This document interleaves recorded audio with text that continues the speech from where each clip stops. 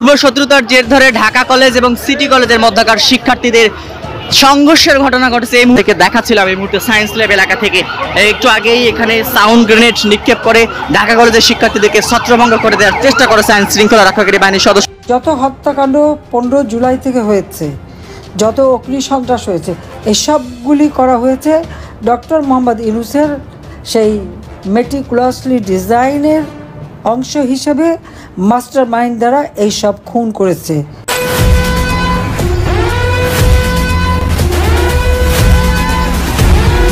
দেশ থেকে পালিয়ে এখন পাশের দেশ ভারতেই নিজেদের ঘাঁটি গড়তে মরিয়া আওয়ামী লীগ। প্রথম আওয়ামী লীগের নেতারা নিজেদের মধ্যে ছোটখাটো বৈঠক বা দলীয় দফতরের কাজকর্ম নিজেদের বাসা বাড়িতেই চালাতেন। বড় বৈঠকগুলি করতেন কোনো রেস্তোরাঁ বা ব্যাংকোয়েট হল ভাড়া করে। আসেন আমরা একটা জরিপ করি। জরিপের মধ্যে কমেন্টে আপনারা প্রত্যেকে দলটার নাম লিখবেন। আমাদের উপদেষ্টা আসিফ মাহমুদ সচিব ভুইয়া খুব শীঘ্রই তিনি তার পদ থেকে পদত্যাগ করবেন এবং এটা ধারণা করা হচ্ছে অক্টোবর এই সময়টার মাঝামাঝি অথবা নভেম্বরের প্রথম দিকে, কেন ডিসেম্বরের প্রথম সপ্তাহে আগামী জাতীয় নির্বাচনের তফসিল ঘোষণা করা হবে। তো নির্বাচন হবে নাকি হবে না আমরা সেটা নিয়ে পরে আসতেছি। আগে এই জায়গাটার একটা জরিপ করতে চাই যে আসিফ দলটি থেকে পদত্যাগ মানে সরকার থেকে পদত্যাগ করার পর কোন দলে যাবে। আসসালামু আলাইকুম রহমতুল্লাহ, সবাই কেমন আছেন? আশা করি সবাই অনেক অনেক ভালো এবং সুস্থ আছেন। সবাইকে স্বাগতম জানাচ্ছি আমাদের আরেক নতুন ভিডিওতে। প্রতিদিনের মতো আমি আপনাদের সিরাত ফারুকী আবারও চলে আসলাম নতুন একটা ভিডিও নিয়ে। দর্শক, আজকের ভিডিও টাইটেল এবং থাম্বনেল দেখে ইতিমধ্যে বুঝতে পেরেছেন আজকের ভিডিওটা কতটা গুরুত্বপূর্ণ হতে চলেছে। দেশে যে রাজনৈতিক চলমান পরিস্থিতি চলতেছে তারই ধারাবাহিকতায় আমরা আজকের ভিডিওটা সাজিয়েছি। আপনারা ইতিমধ্যে ভিডিওর শুরুতে বেশ কিছু অংশ বিশেষ দেখে বুঝতে পেরেছেন আজকের ভিডিওটা মূলত কতটা গুরুত্বপূর্ণ হতে চলেছে। তো দর্শকের বিষয়টা নিয়ে আমরা বিস্তারিত তারপর বললাম, কারণ বিস্তারিত বলতে গেলে ভিডিওটা অনেক লম্বা হয়ে যাবে। তো আমি সংক্ষেপে করার ক্ষেত্রে আপনাদেরকে মূল আলোচনা নিয়ে যাচ্ছি। তার আগে আপনাকে ছোট্ট একটি অনুরোধ জানিয়ে রাখতে চাই, যারা ফারুকী অনলাইন ইউটিউব চ্যানেলটিতে এখন চ্যানেলটি সাবস্ক্রাইব করে সাথে থাকবেন। যারা ইতিমধ্যে সাবস্ক্রাইব করেছেন তাদেরকে অসংখ্য ধন্যবাদ। যারা সাবস্ক্রাইব করেনি তাদের উদ্দেশ্যে একটি কথা বলবো, দেখতে থাকুন, দেখতে দেখতে ভালো লাগা ভালোবাসা হয়ে যাবে ইনশাল্লাহ।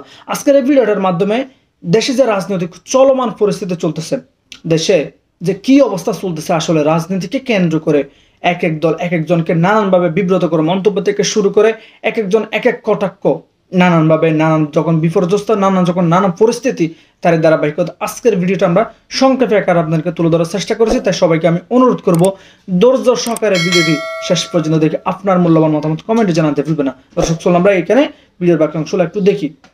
আইন শৃঙ্খলা বাহিনীর সদস্যরা সাউন্ড গ্রেনেড মেরে তাদেরকে এখান থেকে ছত্রভঙ্গ করে দেবার চেষ্টা করছেন। পূর্ব শত্রুতার জের ধরে ঢাকা কলেজ এবং সিটি কলেজের মধ্যকার শিক্ষার্থীদের সংঘর্ষের ঘটনা ঘটেছে। এই মুহূর্তে আমরা দেখতে পাচ্ছি যে ধাওয়া পাল্টা ধাওয়া চলছে। এই মুহূর্তে সায়েন্স ল্যাব পুরোটাই কিন্তু উত্তপ্ত রয়েছে। ঢাকা কলেজ এবং সিটি কলেজের মধ্যকার শিক্ষার্থীদের মধ্যে কিন্তু এই সংঘর্ষের ঘটনা ঘটেছে।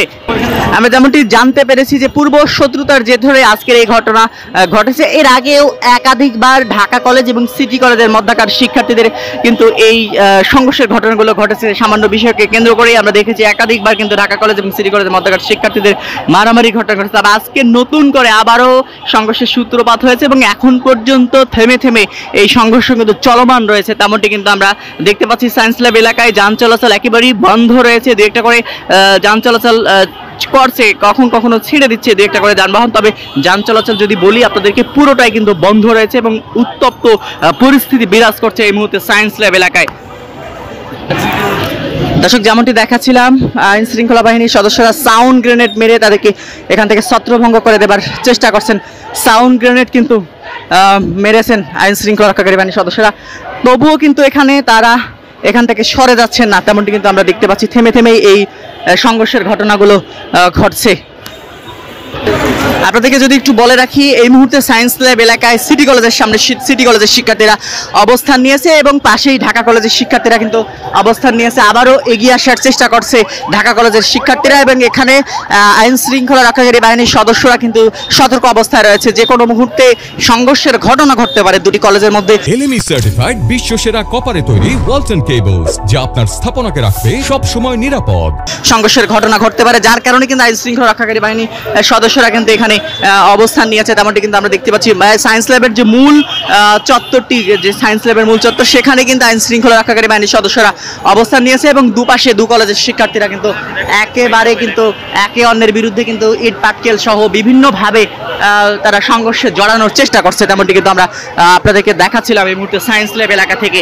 একটু আগেই এখানে সাউন্ড গ্রেনেড নিক্ষেপ করে ঢাকা কলেজের শিক্ষার্থীদেরকে ছত্রভঙ্গ করে দেওয়ার চেষ্টা করেছে আইন শৃঙ্খলা রক্ষাকারী বাহিনীর সদস্যরা। তবে আমরা আবারও দেখতে পাচ্ছি, আবারও তারা একত্রিত হয়ে আবারও সায়েন্স ল্যাবের দিকে এগিয়ে আসার চেষ্টা করছে। তবে ঢাকা কলেজের যারা সিনিয়র শিক্ষার্থী রয়েছেন তারা জুনিয়র শিক্ষার্থীদেরকে বুঝিয়ে সেখান থেকে সরে যেতে বলছেন, তবে কোনোভাবেই কিন্তু তারা সেখান থেকে সরে যাচ্ছেন না, যার কারণেই এখন পর্যন্ত এই যে সংঘর্ষের ঘটনা ঘটেছে এখন পর্যন্ত এটি কিন্তু নিয়ন্ত্রণে নিয়ে আসতে পারেনি আইন শৃঙ্খলা রক্ষাকারী বাহিনীর সদস্যরা, তেমনটি কিন্তু আমরা দেখতে পাচ্ছি। এবং থেমে থেমেই কিন্তু এই সংঘর্ষ বাড়ছে, তেমনটি কিন্তু আমরা দেখতে পাচ্ছি। সকাল 11:30 দিকে এই সংঘর্ষের সূত্রপাত ঘটে এবং এখন পর্যন্ত আমরা যেটি জানতে পেরেছি, এখন পর্যন্ত এই সংঘর্ষে দুপক্ষের 6 জনের মতো আহত হয়েছেন, তেমনটি কিন্তু আমরা দেখতে পাচ্ছি। ঢাকা কলেজের শিক্ষার্থীরা সায়েন্স ল্যাবের দক্ষিণ পাশে অবস্থান নিয়েছে এবং সায়েন্স ল্যাবের উত্তর পাশে সিটি কলেজের শিক্ষার্থীরা অবস্থান নিয়েছে। এই সংঘর্ষ কিন্তু থেমে থেমে চলছে, তেমনটি কিন্তু আমরা দেখতে পাচ্ছি। তো এই ছিল এখন পর্যন্ত সায়েন্স ল্যাব থেকে সর্বশেষ পরিস্থিতি। আমরা আবারও আপনাদের সঙ্গে পরবর্তীতে যুক্ত হব।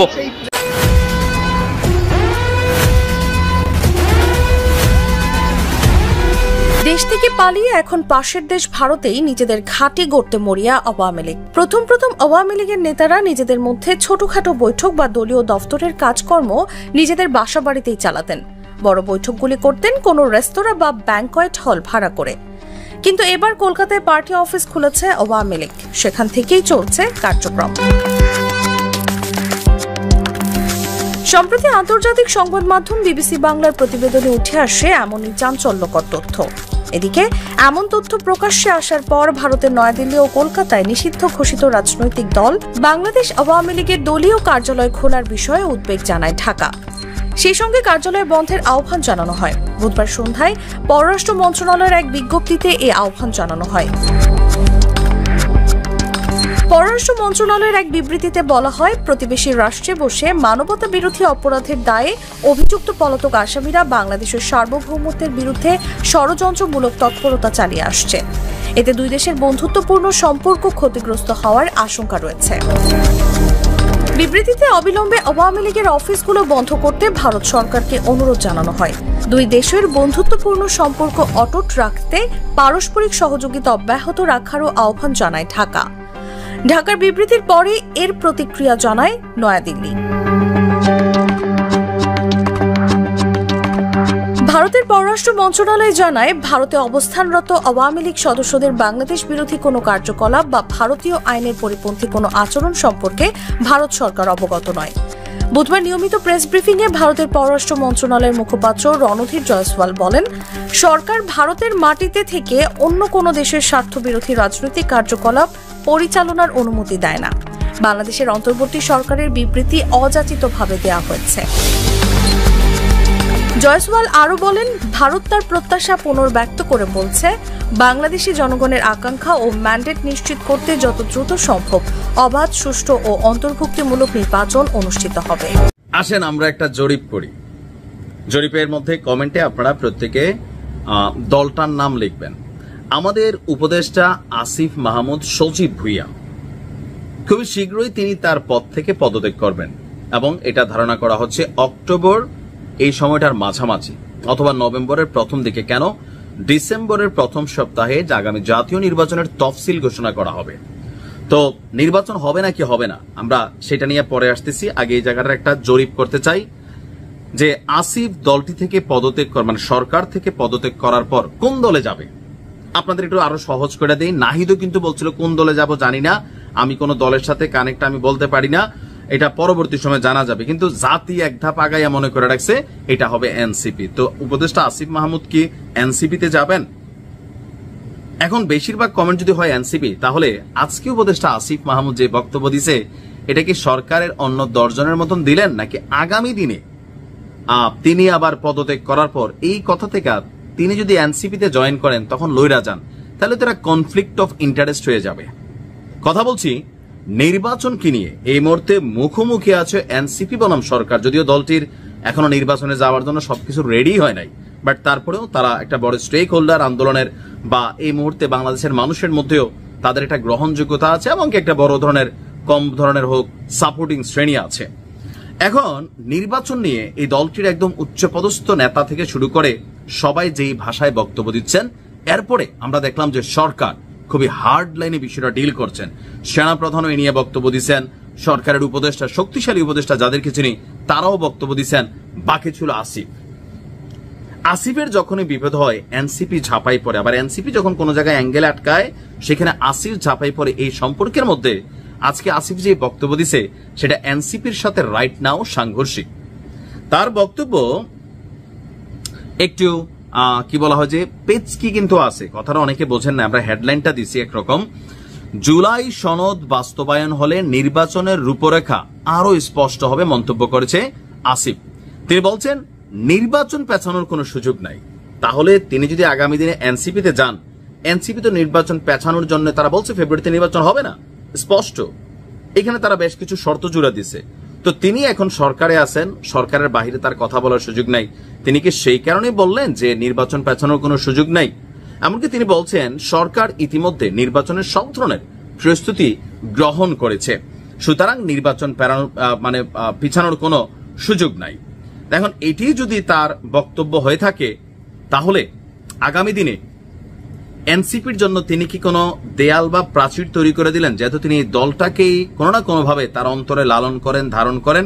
যদিও তিনি গতকালকেও বলছেন তিনি কোন দল থেকে নির্বাচন করবেন এটি স্পষ্ট না, এখনো তিনি সিদ্ধান্ত নেন নাই। পদত্যাগ করার পরে তিনি সিদ্ধান্ত নেবেন। তবে এতটুকু বলছেন মুরাদনগর থেকে তিনি নির্বাচন করবেন না, টিকবেনও না। সেখানে কায়কুবাদ সাহেবের যে সেটআপ, সেই সেটআপে উপদেষ্টা আসিফ মাহমুদ সেই আসন থেকে কোন রকম সুযোগ সুবিধা করতে পারবে না, এটা আসিফ বোঝে। সেই জন্য তিনি আবার একটু কৌশলী বক্তব্য দিয়েছেন যে তিনি জাতীয় রাজনীতি করবেন, রাজধানী ভিত্তিক। সো তিনি রাজধানীর কোন আসন থেকে লড়বেন, কোন দল থেকে নাম মেনশন করেন নাই। বাট আজকের দিনে তার দেওয়া এই বক্তব্যে একটা জিনিস তো স্পষ্ট যে সরকারের সিদ্ধান্তে তিনি অনড়। এখন তারই অমর সিদ্ধান্ত সরকার তো বিএনপির কাছে সিজদা দিয়ে আসছে, তো এই সরকারের তো একটা পার্ট তিনিও কি সিজদা দিচ্ছেন বা সরকার ওই দিনই শেষ হয়ে গেছে, এরকম নানান বক্তব্য এনসিপি নেতারা দিচ্ছে।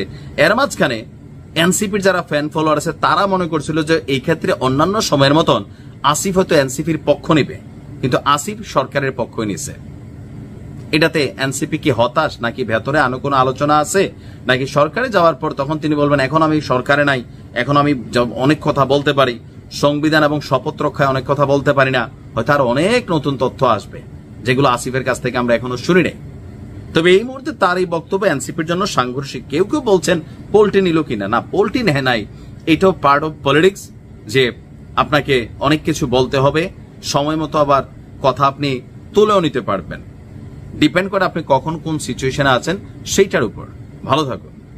যত হত্যাকাণ্ড 15 জুলাই থেকে হয়েছে, যত অগ্নি সন্ত্রাস হয়েছে, এসবগুলি করা হয়েছে ডক্টর মোহাম্মদ ইউনূসের সেই মেটিকুলাসলি ডিজাইনের অংশ হিসেবে মাস্টার মাইন্ড দ্বারা এইসব খুন করেছে।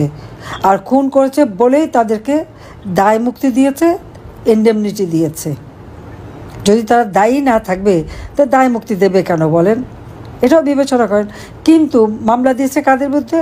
সব আওয়ামী লীগের নেতাকর্মী তাদের বিরুদ্ধে, এবং আমার বিরুদ্ধে তো হত্যা মামলা আছেই। হত্যা মামলা এতই সস্তা, আপনারা দেখলেন যে একজন রিক্সাওয়ালা, গরিব রিক্সাওয়ালা, 15ই আগস্ট সে গিয়েছিল 32 নম্বরে একটু ফুল কিনে। ওই গরিব মানুষ, সে তার নিজের কামাই টাকা দিয়ে একটা ফুল কিনে সে গিয়েছে ফুল দিতে, তাকে মেরে তার ফুলটা ছিঁড়ে ফেলে দিয়ে তাকে পুলিশের সোপর্দ করেছে। পুলিশ নিয়ে তাকে হত্যা ষড়যন্ত্রকারী হিসেবে মামলা করে জেলে পুরে দিয়েছিল। কাজে এই হত্যা মামলার যে কি মেরিট সেটা তো এর থেকেই বুঝতে পারেন। জনগণ তো এখান থেকে তাদের বোঝা উচিত যে যাকে ইচ্ছা তাকে, সবার বিরুদ্ধে হত্যা মামলা। চিফ জাস্টিস ছিলেন সাবেক চিফ জাস্টিস খায়রুল হক সাহেব, তাকে হাত করা পরিয়ে তার বিরুদ্ধে হত্যা মামলা। আর আওয়ামী লীগের সকল নেতাকর্মী, প্রায় 5-6 লাখ নেতাকর্মীর বিরুদ্ধে মামলা, অধিকাংশই সব হত্যা মামলা। হত্যা বা বিস্ফোরক এই মামলা আছেই। তারপর আবার সাথে সাথে দুর্নীতির মামলা। আমরা দুর্নীতি করতে যাব কেন? দেশটা তো আমাদের, দেশের কল্যাণে কাজ করেছি, প্রত্যেকটা মানুষের জীবনমান উন্নতি করেছি, নিজের ভাগ্য করতে তো যাইনি। হ্যাঁ, আমাদের উপরে দুর্নীতির অভিযোগ, ওয়ার্ল্ড ব্যাংকও তো অভিযোগ এনেছিল। আমি, আমার পরিবার, জয়, পুতুল, রেহানা, তাদের বাচ্চারা সবার বিরুদ্ধে তো কই তদন্ত করেছে। কানাডা ফেডারেল কোর্টে মামলা করেছিল, সব এই মামলার রায়ে স্পষ্ট বলেছে সমস্ত অভিযোগ ভুয়া। আমরা জাতির পিতা বঙ্গবন্ধু শেখ মুজিবের কন্যা, আমরা সেই পরিবার। আমরা এখানে দুর্নীতি করতে আসিনি, আমরা জনগণের কল্যাণ করতে ভাগ্য পরিবর্তন করেছি, সেটাই সম্ভব। কিন্তু আজকে ইউনূস সে ক্ষমতায় কী করছে? আওয়ামী লীগের নেতা কর্মী, তাদের আত্মীয়, পরিবার পরিজন কাউকে বাদ দিচ্ছে না, সবার বিরুদ্ধে মামলা। মানে হয়রানি করার একটা সীমা থাকে। আজকে বঙ্গবন্ধুর নাম নেওয়া যাবে না, আওয়ামী লীগ নিষিদ্ধ, আওয়ামী লীগের নিবন্ধন বাতিল করে দেয়। কত বড় দুঃসাহস! আরে আওয়ামী লীগ না থাকলে তো দেশ স্বাধীনই হতো না। আর স্বাধীন দেশ না পেলে ইউনূস সাহেব আজকে অবৈধভাবে হোক যেভাবে ক্ষমতায় বসে তো বেশ মজা করে খাচ্ছেন, ক্ষমতা ভোগ করছেন। দেশের মানুষের জন্য কিছু না করলেও নিজের জন্য করেছে। ক্ষমতায় এসেই ম্যান পাওয়ার ব্যবসা, ক্ষমতায় এসেই ডিজিটাল ওয়ালেট ব্যবসা, আর অন্যান্য যত রকমের ব্যবসা সব হাতিয়ে দিচ্ছে। যে প্রজেক্ট আমি 160 কোটি টাকা, সেটাকে 300-350 কোটি টাকা করে দিয়ে পয়সা বানাচ্ছে। শেয়ার মার্কেটের 90,000 কোটি টাকা উধাও। সমস্ত ব্যাংকগুলি আজকে দেউলিয়া হওয়ার পথে, সব টাকা পয়সা পাচার। গ্রামীণ ব্যাংকের পুরা, এটা তো সরকারের পয়সায়, সেটার মালিকানাও নিয়ে নিয়েছে। প্রিয় দর্শক, এই বিষয়টা নিয়ে আপনার মূল্যবান মতামত অবশ্যই কমেন্ট করে জানাতে ভুলবেন। ইতিমধ্যে আপনারা সবাই বেশ কয়েকটি প্রতিবেদন দেখেছেন এবং বেশ কয়েকজন ব্যক্তিদের মন্তব্য শুনেছেন যে দেশে যে চলমান পরিস্থিতি চলতেছে সে সম্পর্কে। এই বিষয়টা নিয়ে আপনার মূল্যবান মতামত অবশ্যই কমেন্ট করে জানাবেন। ধন্যবাদ সবাইকে সাথে থাকার জন্য। দেখাবো না কোনো ভিডিওতে। ভালো থাকবেন, সুস্থ থাকবেন, ততক্ষণ যদি আমাদের চ্যানেলের সাথে থাকুন।